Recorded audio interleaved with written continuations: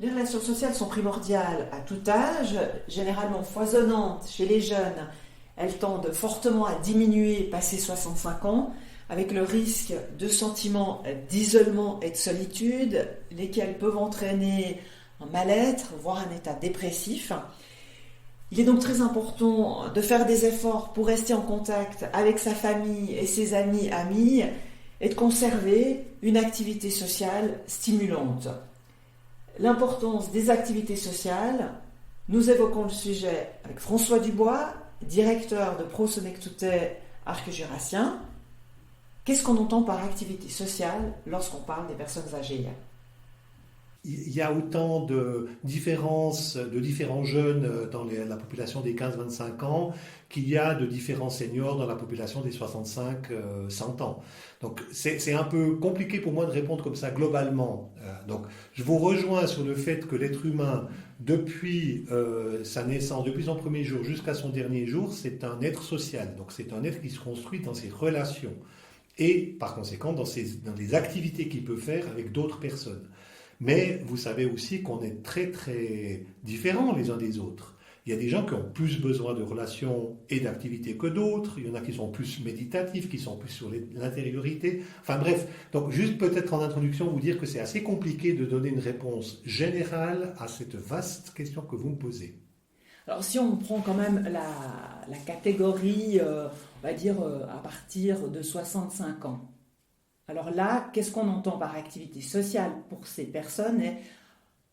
Est-ce que c'est important, à partir de 65 ans, de maintenir, conserver des activités sociales ?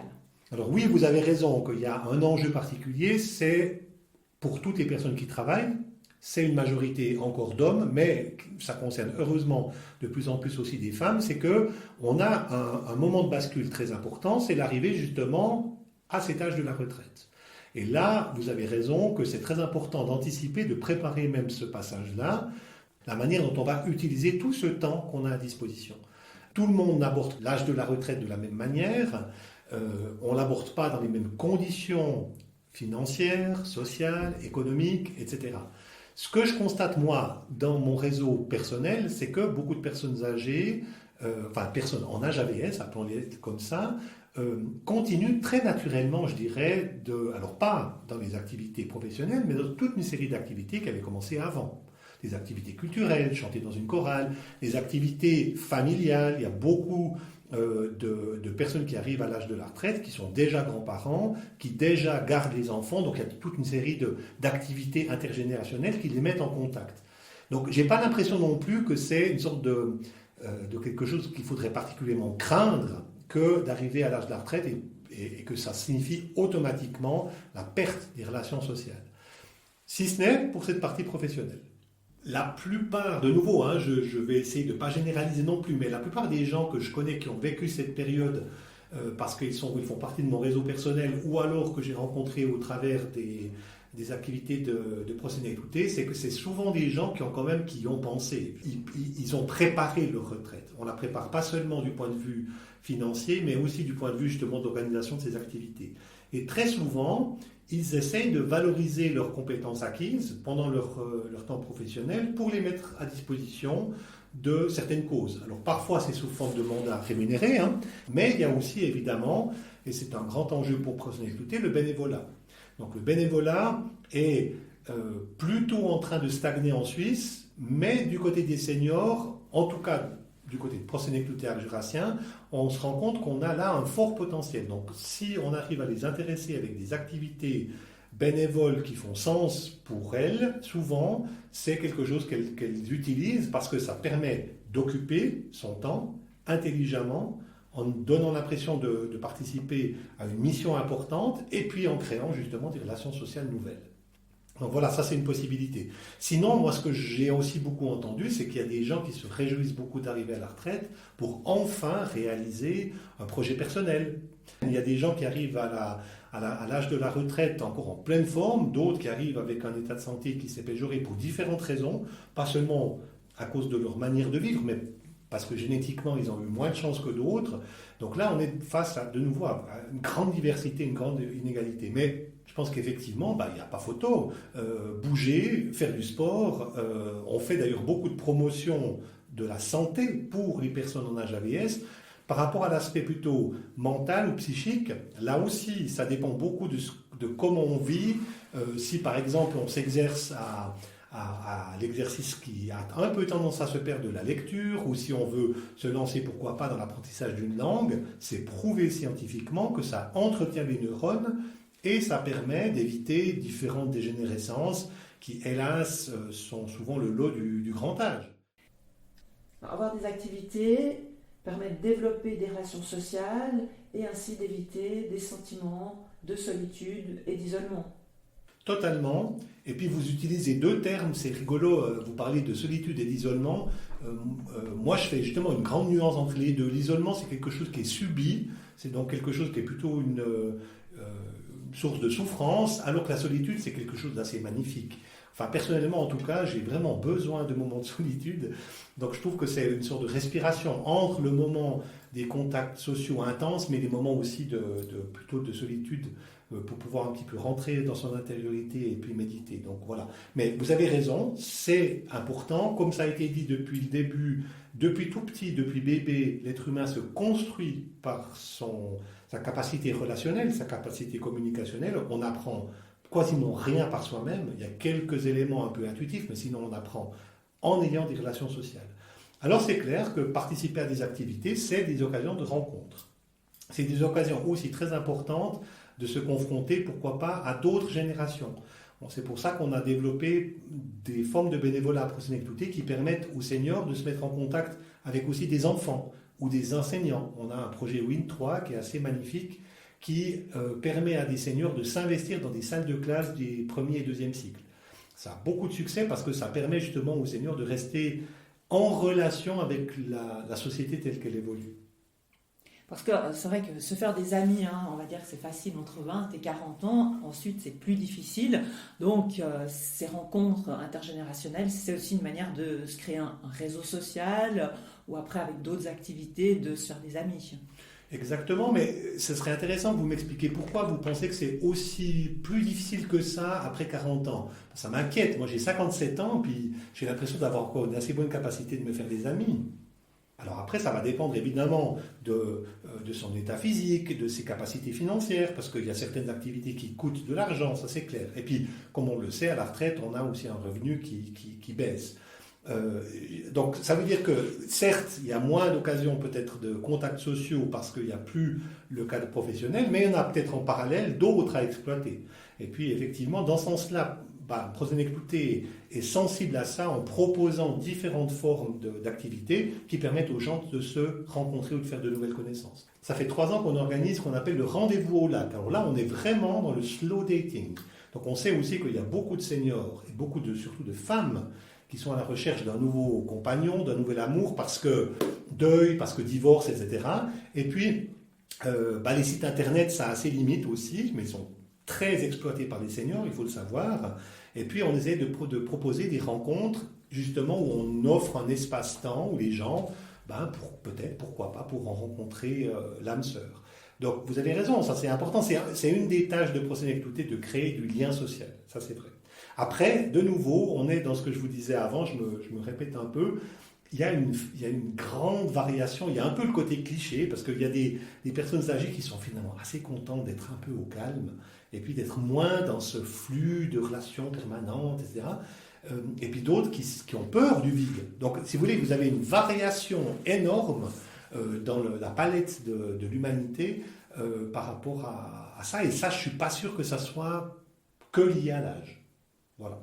Vous avez peut-être entendu parler de Bourdieu, qui est un grand sociologue qui a montré que la vulnérabilité, c'est un terme très à la mode, la vulnérabilité, elle est systémique. Ça veut dire, sans faire trop de complications, que souvent quand vous êtes pauvre ou vulnérable sur un plan, vous l'êtes sur d'autres plans. On a par exemple très clairement montré par plusieurs études que souvent des gens à faible revenu ont plus de problèmes de santé. C'est peut-être aussi parce qu'ils ont eu moins de moyens pour entretenir leur santé.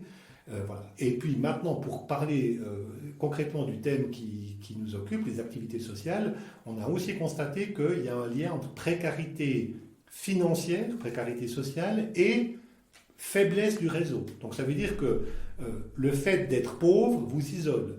Mais le fait d'être isolé vous appauvrit. Enfin, vous voyez, c'est donc ça veut dire que les différentes dimensions de la vulnérabilité, elles fonctionnent les unes avec les autres. Et ça a un impact sur la santé, sur le réseau social, et puis sur la capacité peut-être d'en sortir aussi. C'est très frappant chez les personnes qui sont bien entourées familialement. C'est clair que ça permet non seulement d'entretenir des relations avec d'autres générations, donc d'être stimulé physiquement, psychiquement, etc.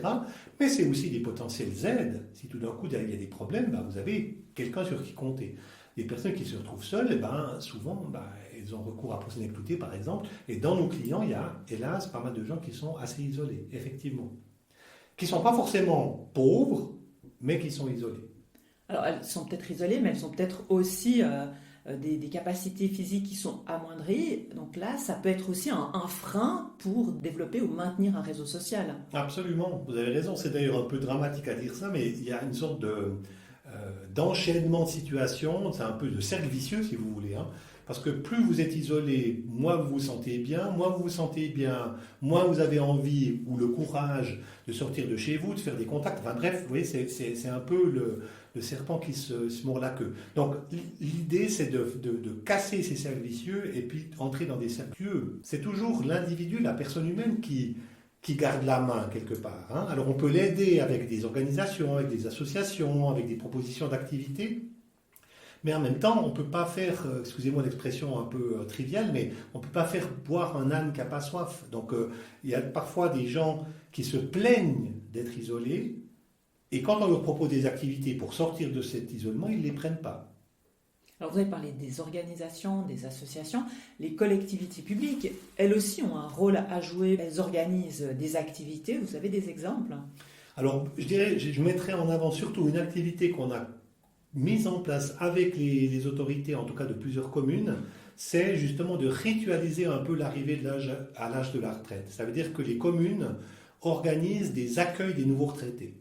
Et c'est l'occasion, ça se fait par exemple ici à Neuchâtel, à La Chaux-de-Fonds, à Delémont, dans d'autres villes et d'autres communes de l'arc jurassien, on ritualise ce passage où ces personnes arrivant à l'âge de la retraite sont peut-être intéressés de justement s'investir dans des organisations. Donc il y a plein de partenaires, il y a la Croix-Rouge, il y a Bénévolat à Neuchâtel ou Bénévolat Jurin, il y a Prosenectute, il y a Pro-Infirmis, enfin il y a plein d'organisations qui sont à la recherche de bénévoles et qui proposent des possibilités d'engagement. Donc ça c'est par exemple une tâche qui est coordonnée et qui est mise en place grâce aux collectivités publiques qui ont accès aux bases de données qui leur permettent de sélectionner toute la cohorte des gens qui arrivent à l'âge légal de la retraite. Moi, je pense qu'il faut détabouiser la vieillesse. Donc, moi, je n'hésite pas à parler des vieux. Il ne faut pas se le cacher. C'est la partie où ça devient un peu moins rigolo. On commence d'avoir un peu mal aux articulations, on a un peu plus de peine à voir, à entendre. Enfin, voilà. C'est les limites biologiques de la vie humaine qui font que c'est pas... c'est mon grand-père qui disait ça. Il ne fait pas beau vieillir.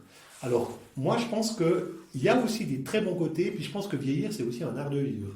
Le fait de maintenir des activités sociales régulières, intenses, c'est des sujets de joie, et on a besoin de joie pour vivre. C'est des sujets de reconnaissance, c'est l'importance de se sentir utile aussi, en aidant les autres, etc. Donc, c'est sûr que ce vieillissement, il pose plein de questions.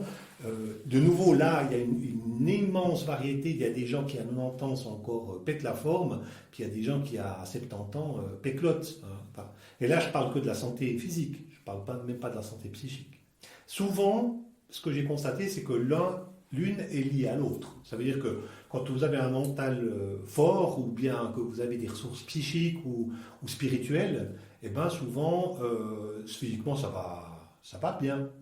Ou en tout cas, vous avez trouvé des ressources pour que ça aille pas trop mal. Alors, à vous entendre, le plaisir est très important pour vivre longtemps et surtout en bonne santé. Absolument. Alors, plaisir et joie. Donc, moi, j'utiliserai ces deux termes. Plaisir, je le mettrai plutôt sur le plan physique. Donc, je pointerai peut-être deux éléments qui sont importants à mes yeux, mais qui sont importants aussi à Prosenectute, surtout le deuxième. Le premier, c'est la sexualité. Donc c'est le rapport au corps et au plaisir. Ça, je pense que c'est aussi quelque chose dont on ne parle pas assez, mais c'est quelque chose qui peut être vécu jusqu'à sa mort. Pas avec la même intensité que quand on a 20 ans, évidemment, mais peut-être avec plus de subtilité. Et puis, la deuxième partie du plaisir physique, c'est manger. C'est le repas.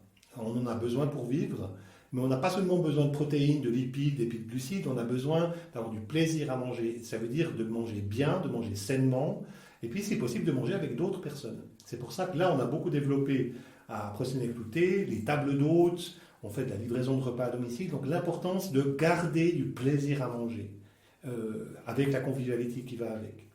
Ça, c'est sûr. Puis après, la joie, ben, c'est peut-être plutôt le rapport à la vie. Moi, je pense que plus on est libre par rapport à cette idée qu'un jour on va mourir, plus on est OK avec ça, plus la joie va grandir.